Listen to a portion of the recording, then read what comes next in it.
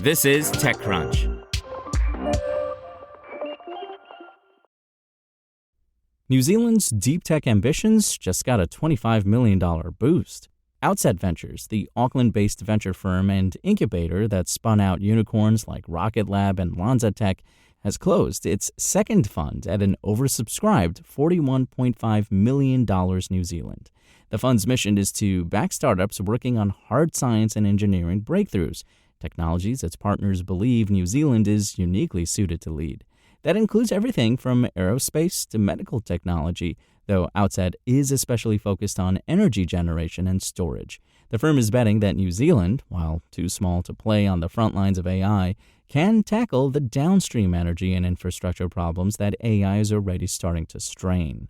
We know that the biggest constraint for AI growth all comes down to who can get the most installed energy the fastest. And so that's where we've ended up concentrating more of our attention, Angus Blair, partner at Outset, told TechCrunch.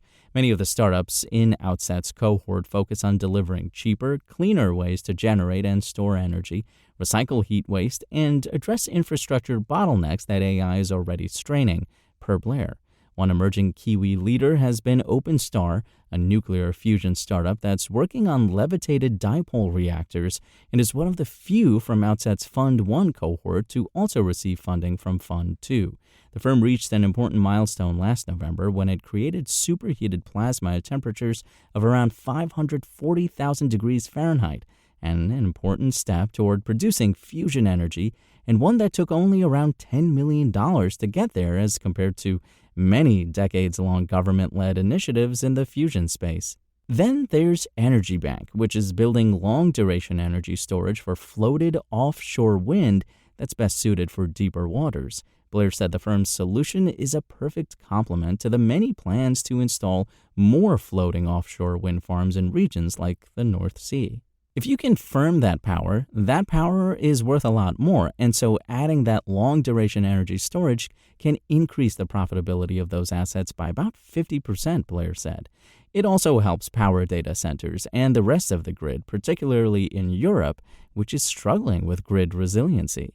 OpenStar and Energy Bank are just two examples of the kind of moonshot bets Outset is aiming to scale globally.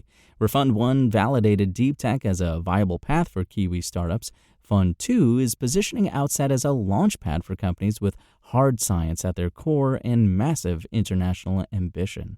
Part of that mission is backed by the firm's 60,000 square foot facility in Auckland, which gives portfolio companies access to lab and engineering gear that's otherwise hard to come by. In a country where early-stage capital and technical facilities can be limited, this kind of vertical integration is a key part of how Outset de-risks deep tech. And while the fund's $25 million might sound modest by Silicon Valley standards, Blair says it's well-sized for New Zealand's tight-knit ecosystem. We've got really capital-efficient businesses down here, and so it goes a remarkably long way, Blair said.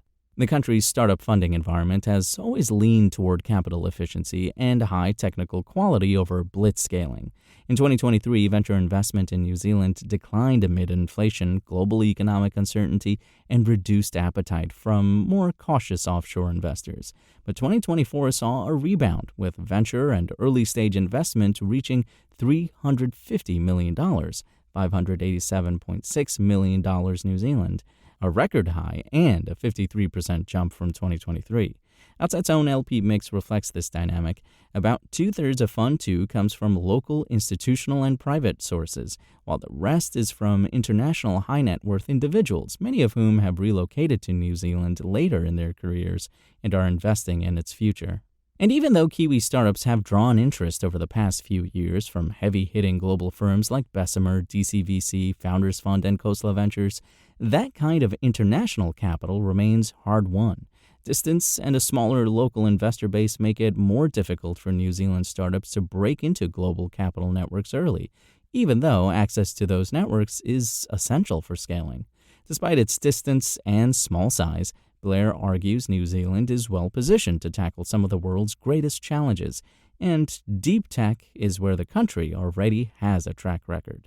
It's where our biggest wins in the venture-backed space have come from historically, Blair said. So founders and VCs feel they have a lot more license to go and take these big moonshot swings in these really technical domains.